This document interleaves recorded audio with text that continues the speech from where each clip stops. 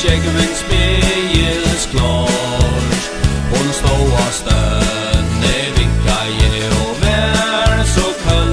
Hjertan løtan at vær så svart. At vera sjål med vår, det ei land, det strævi, tungt og hardt. Færa bort og skilja så fra søynea, og fra ødlom til hevor kart. For det vår gang går nu, og som vi fiska vel, solen stendor så høgt og i dem.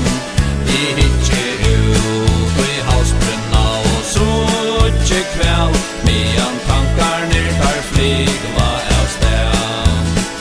At vera sjål med vår, det eina, det strævi, tungt og hardt. At færa bort og skilja så fra søynea, og fra ødlom til hevor kart.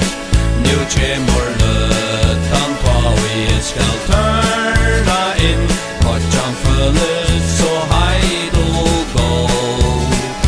Lunches heim at fevna til og kyssa kinn. Nu sovne og faje ro. At vera sjål med vår, det eila, det strævi, tungt og hardt. At færa bort og skilja så fra søy.